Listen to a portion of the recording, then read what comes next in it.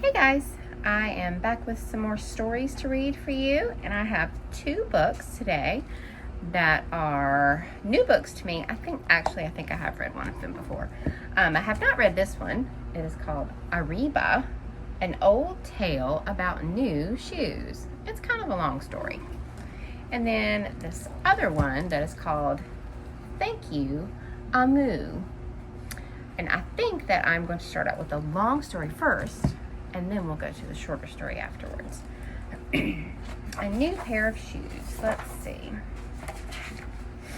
It says, based on a story that has traveled around the world. So this story's been all around the world. Let's see about it. From the moment Marcus put on his new shoes, he couldn't stop moving. He bounced all the way from the living room to the kitchen, circled the house 3 times, and the shed 3 times more, climbed the tree in Billy's backyard, ran up and down the 19 steps to his front door, and accidentally stepped on Carlos's tail. I wonder who Carlos is. Probably a cat.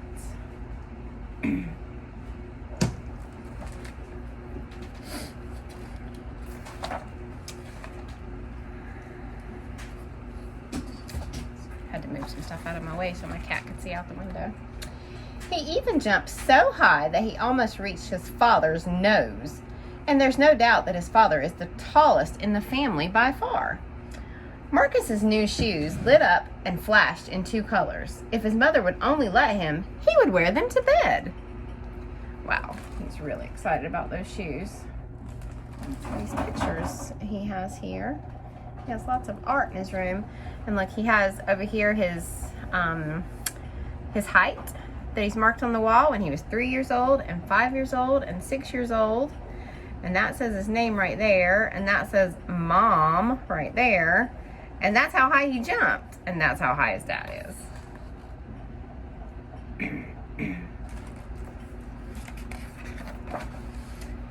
There wasn't a single person to whom Marcus didn't present his new shoes. He showed them off to Billy's mother, the bus driver, the ice cream man, Mr. Sampson, and his annoying little dog from across the street, and just about everyone else who happened to cross his path.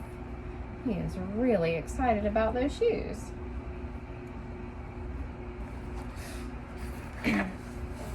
Just as he was running out of people to appreciate his shoes, his grandfather called. Grandpa listened closely to everything Marcus had to say, then asked him, "How do you feel in your shoes?" "I feel great," Marcus said. "I can bounce, roll, and jump super high like a superhero." "Ah, yes," Grandpa replied after a short pause. "This reminds me of a story that happened a long time ago. Would you like to hear it?" Marcus snuggled deep into his chair. He loved his grandpa's stories. I wonder if that's Carlos on the back of the chair. Carlos the cat.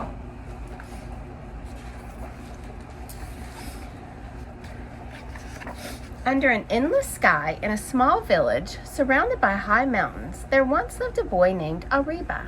During the day, he herded sheep, and as the long evenings darkened into night, he gazed up at the stars. That is not a sheep. Doesn't it say he herded sheep?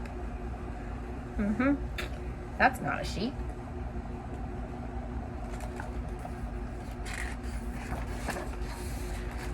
For his 12th birthday, his parents gave him a pair of shoes.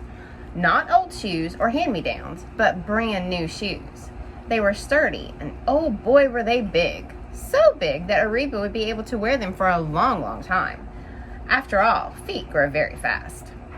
"These shoes will never wear out," his mother said proudly. At first, Ariba couldn't take his eyes off them. He hugged them for a very long minute. Then, overjoyed, he threw them up into the air, caught one in each hand, and walked around with his feet high in the sky.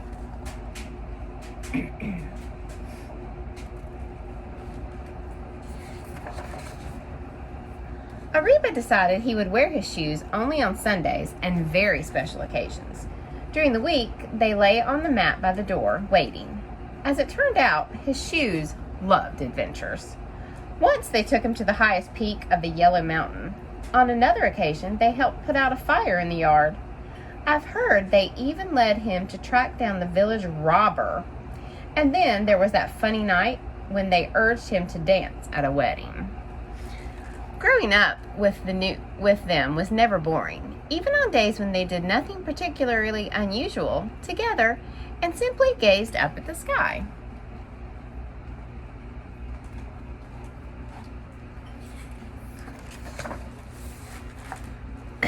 As time went by, Ariba's friends began to leave the village for the city. At first, Ariba wanted to stay, but then he got to wondering what the sky was like over there and beyond the high mountains. And so one morning he put on his shoes and went on his way, taking the rugged road.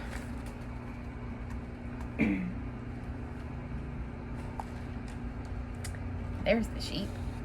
Look at all those colorful spotted sheep. When Ariba arrived in the city, there was so much to see, but the sky had become very small and the stars seemed to have completely disappeared. Soon, he forgot to ever look up. There was so much happening in the city, he forgot all about the sky and the stars that he loved to look at. For his new home, Ariba bought a new bed, a new table, a new chair, and a new pair of shoes. Look at those shoes. They're Crocs. His old ones didn't seem to fit his new life, so he carefully cleaned them and put them outside.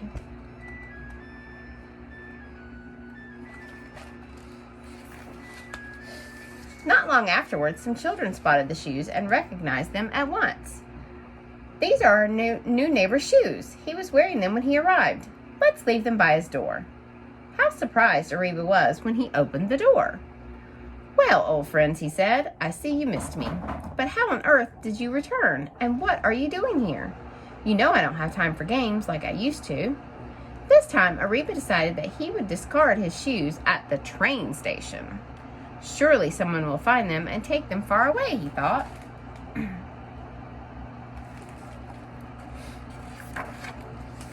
But the very same day, the inspector who knew everything and everyone was patrolling the station. Such disorder, he cried when he saw the shoes. Citizens can't be allowed to throw out their belongings on the platform. Upon close inspection, he recognized the shoes as Ariba's. Without a doubt, they had to be returned at once.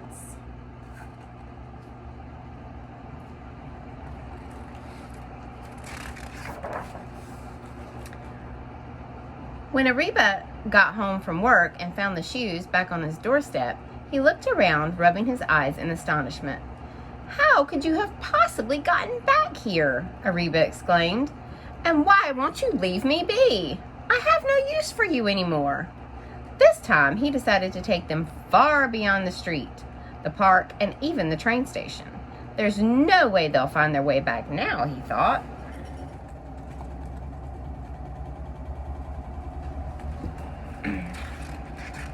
Oh, do you see them up there? On the wire. How do you get them up there? That's what I wonder. But a few days later, as the story goes, a woman spotted the shoes and picked them up. She asked around until someone said, I know who these belong to. They are Ariba's shoes. We grew up together in the village. He was very fond of them and wore them every Sunday. We should return them to him.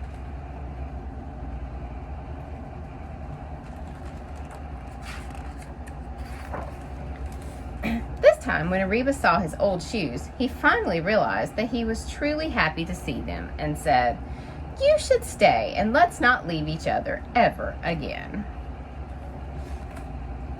Maybe those shoes are his friends, but all those people are his old friends too. They all know him and his shoes. And so, that very same night, Ariba put on his old shoes. They led him to the darkest place in the city, where he looked up and finally saw the starry sky once again.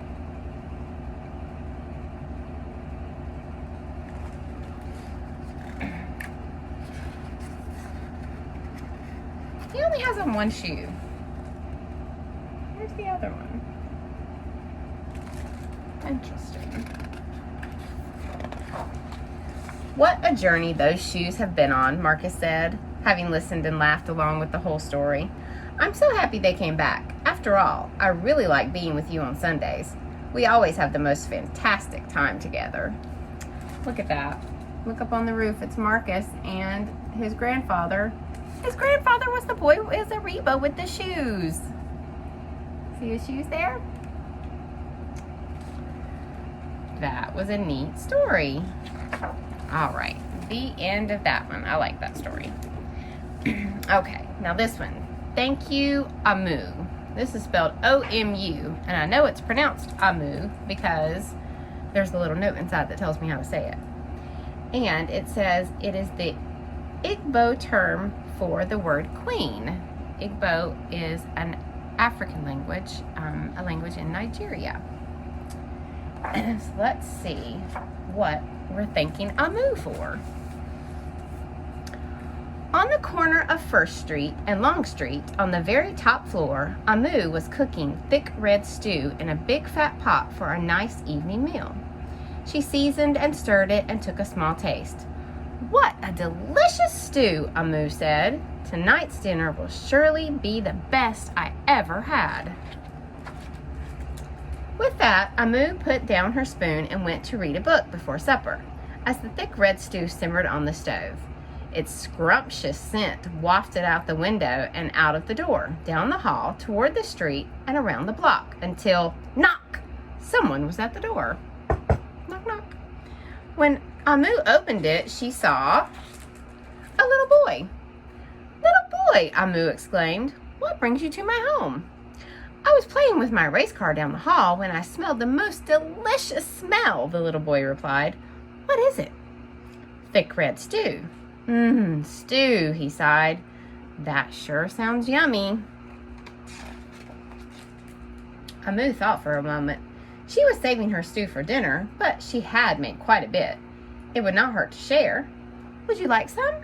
The little boy nodded. And so Omu spooned out some thick red stew from the big fat pot for her nice evening meal. "Thank you, Omu," the little boy said, and went on his way.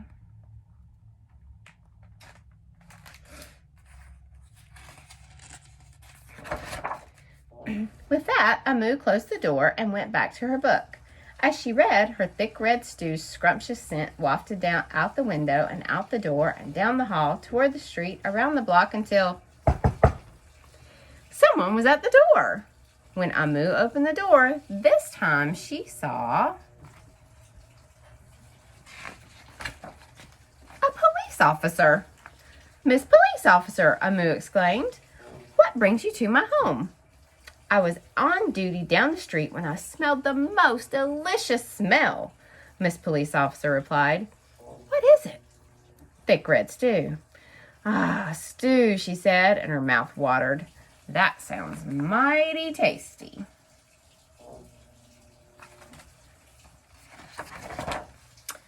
Omu thought for a moment. There was still enough to share. "Would you like some?" The police officer nodded. Once again, Omu spooned out some thick red stew from the big fat pot for her nice evening meal. "Thank you, Omu," the officer said, and went on her way.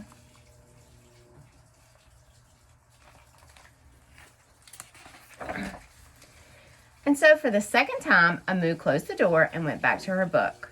Sure enough, as she read, her thick red stew's scrumptious scent wafted out the window, out the door, down the hall, toward the street, and around the block until, again, someone was at Omu's door. This time, when she opened it, she saw, who do you think it's going to be? I think it's going to be that hot dog man. Oh, it is!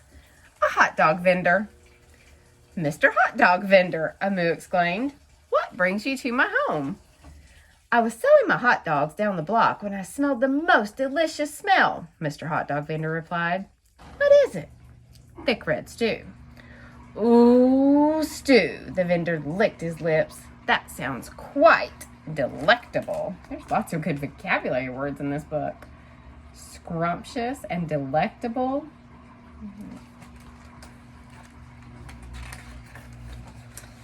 So Omu spooned out some thick red stew from the big fat pot for her nice evening meal.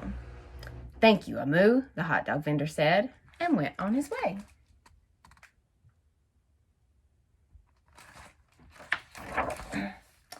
Throughout the day, people from all across the neighborhood knocked on Omu's door. She fed a shop owner, a cab driver, a doctor, an actor, a lawyer, a dancer, a baker, an artist, a singer, an athlete, a bus driver, a construction worker. Even the mayor stopped by. That must have been a big pot of stew. Really big. Gigantic. And each time they knocked, Omu shared. Soon, the sky darkened, the streetlights brightened, and it was finally time for dinner. But when Omu opened her big fat pot of thick red stew for her nice evening meal, it was empty. Oh no, she shared it all until it was all gone.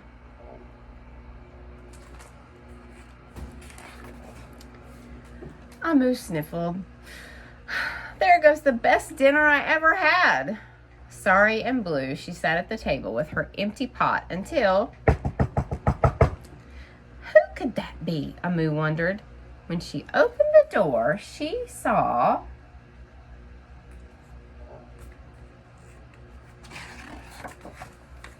the little boy, the police officer, the hot dog vendor, the shop owner, the cab driver, the doctor, the actor, the lawyer, the dancer, the baker. Why, everyone she fed today was at the door. I'm sorry, everyone, Omu sighed. My thick red stew is all gone. I have nothing left to share. The little boy tugged at Omu's sleeve. Don't worry, Omu. We are not here to ask.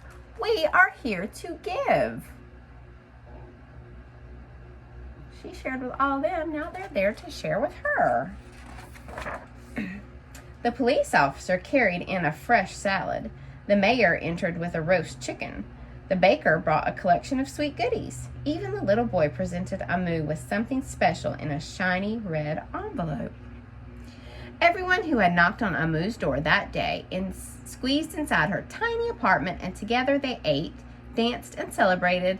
While Omu's big fat pot of thick red stew was empty, her heart was full of happiness and love. Oh, I hope we get to see what was in the shiny red envelope. Let's see. We do. That dinner was the best she ever had. That was what was in the shiny red envelope, was a note that says, "Thank you, Omu." That was so nice. And there's a little note in here that says, in Igbo, the Nigerian language of my parents, Omu means queen. Yet for me, growing up, it meant grandma. So that is what the author called her grandma, Omu. When my grandmother cooked, she danced and swayed her hips to the radio as she stirred what was often a large pot of stew. In the evening, my family would come together at the dinner table for her meal. If a neighbor was visiting, they were invited. If a friend had stopped by, they were invited. Everyone in the community had a seat at my grandmother's table. While my grandmother has since passed away, her giving heart has stayed with me. I see it in my mother, my godmother, my teachers, my mentors, and the other countless powerful women who have shaped my life. This book is a celebration of their loving, giving spirit. Beautiful. What a good book about sharing. That was so nice. She shared all that she had, and then it didn't matter that she shared all she had because everybody came back to share with her. Because everyone loved her because she was so nice. Okay, those are our 2 books for today. Let's see, maybe next time we'll do some more bedtime stories. Okay, bye.